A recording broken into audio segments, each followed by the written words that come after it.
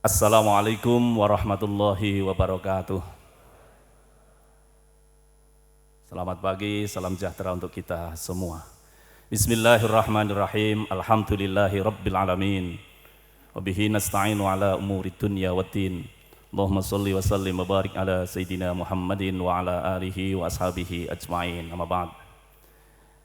Yang saya muliakan para alim, para sepuh, bini sepuh, banyak guru-guru saya yang lenggah pada majelis yang terhormat ini, dan mohon izin tidak saya sebut satu persatu, khawatir ada yang terlewat dan mengurangi ketakdiman saya pada para kiai, para alim, para habaib semuanya. Yang saya hormati, saya takdimi Bapak Bupati Kabupaten Karanganyar, Bapak Dr. Andes Haji Yuliatmono, Magister Manajemen, beserta seluruh jajaran Forkompinda dan para pejabat di lingkungan pemerintah Kabupaten Karanganyar yang berkesempatan hadir. Yang saya hormati, saya takdimi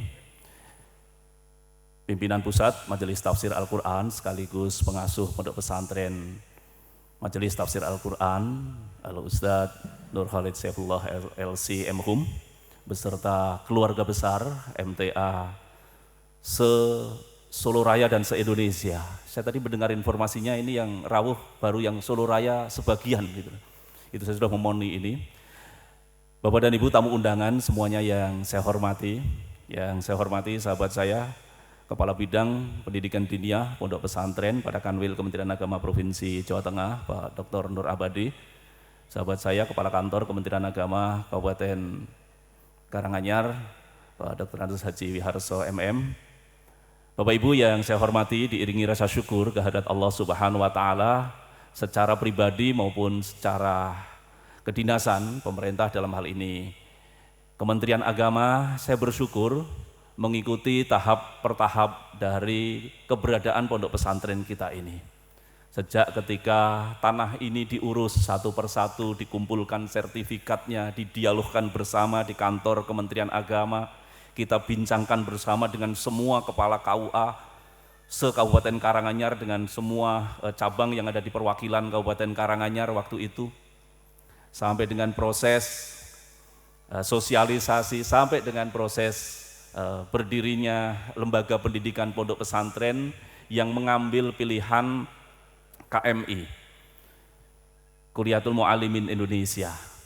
Saya bersyukur, saya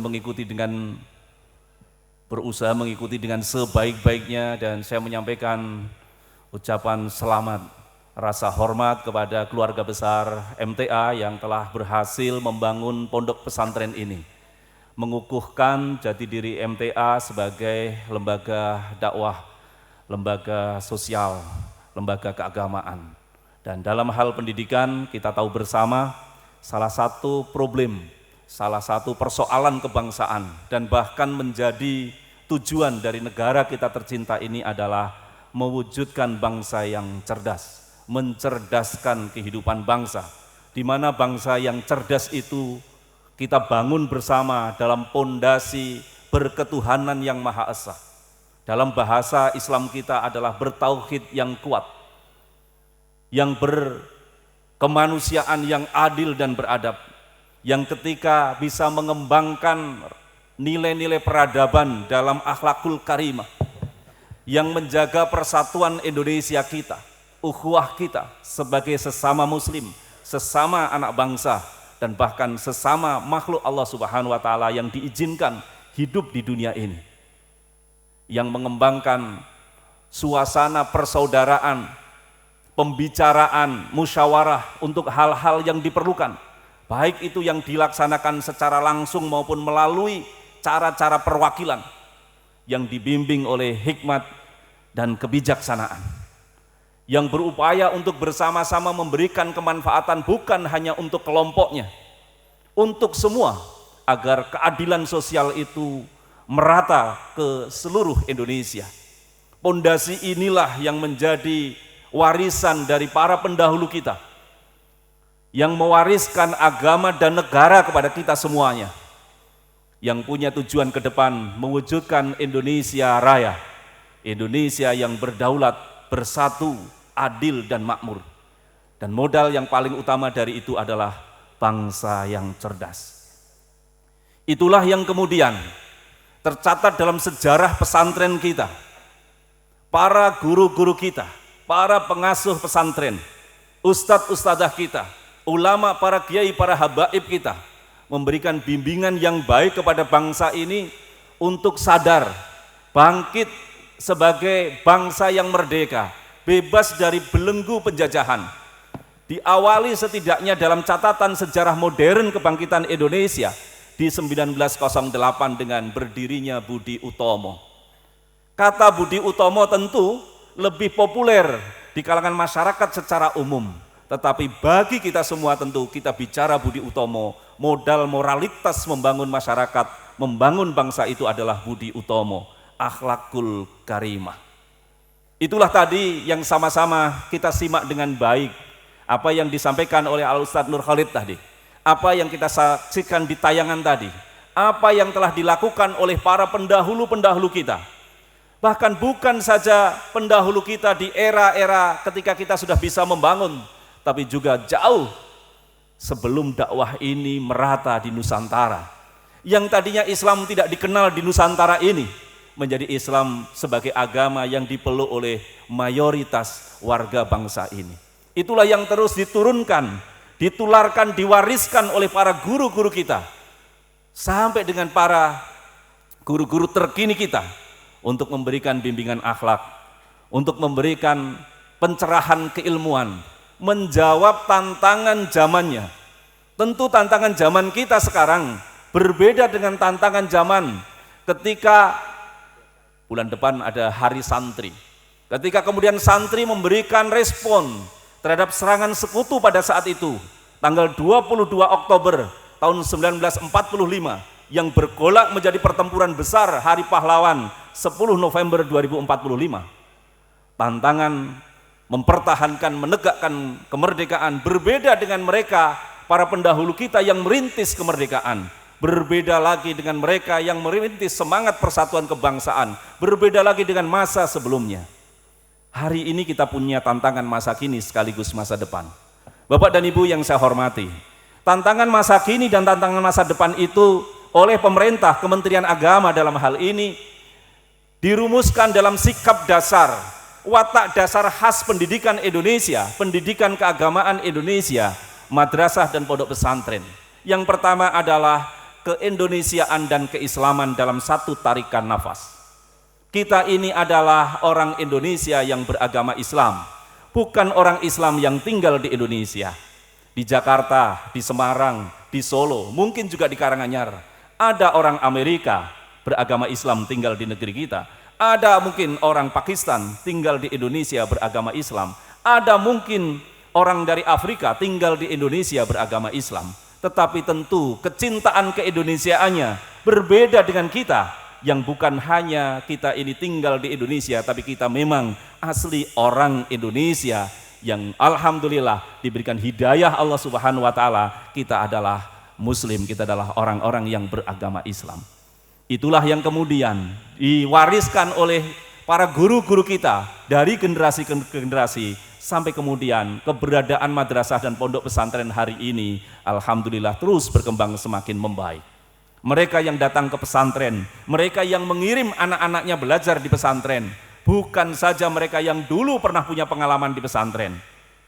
Bisa kita cek mereka anak-anak yang ada di madrasah. Sekarang kami laporkan pada Bapak dan Ibu, madrasah-madrasah kita sudah banyak yang nolak-nolak murid. Berbeda dengan ketika saya dulu masuk di madrasah sanawiyah, di madrasah aliyah. Dulu kalau belum ditolak dari sekolah umum belum daftar ke madrasah. Tapi sekarang madrasah-madrasah sudah nolak. Orang-orang tua, silakan bertepuk tangan untuk kemajuan kita semua. Yang dulu tidak kenal madrasah, orang-orang tua yang dulu tidak kenal pesantren, sekarang mengkondisikan anaknya untuk sekolah ke madrasah, sekolah ke pesantren. Dan mungkin juga santri-santri kita juga mengalami kondisi yang semacam itu. Itu layak kita syukuri bersama, karena ini adalah jawaban, ini adalah respon yang berkualitas dari apa yang telah diwariskan oleh para pendahulu guru-guru kita ini. Watak yang kedua yang melekat pada ciri khas pendidikan keagamaan di Indonesia adalah keilmuan dan kemodernan. bahwa di lembaga-lembaga pendidikan inilah ilmu kita kaji dengan sedemikian seriusnya, sedemikian sungguh-sungguhnya, sambil terus menyesuaikan, sambil terus kita memberikan respon terhadap kemajuan zaman. Bapak dan Ibu yang saya hormati, apalagi di pesantren kita yang langsung ditautkan dengan Al-Quran. Saya kira sebagian dari kita, khususnya saya masih ingat betul apa yang disampaikan oleh Profesor Dr. Nazaruddin Umar. Sekarang beliau adalah Imam Besar Masjid Istiqlal. Waktu itu beliau hadir di MTA di Solo, di MTA Pusat. Seingat saya tahun 2009. Ketika beliau bicara di panggung, saya duduk di bawah di situ. Beliau menyampaikan apapun yang ditautkan dengan Al-Quran, insya Allah akan jadi kemuliaan. Sehingga saya bersyukur di tempat ini tokoh-tokoh dari lintas pesantren, lintas organisasi keagamaan hadir di tempat ini, karena disinilah lembaga yang mentautkan dengan Al-Quran, dan janji kemuliaan Al-Quran itu nyata betul kita tahu bersama. Hari yang ditautkan dengan Al-Quran, nuzulul Quran, menjadi hari yang mulia. Bulan yang ditautkan dengan Al-Quran, Ramadan, menjadi bulan yang mulia.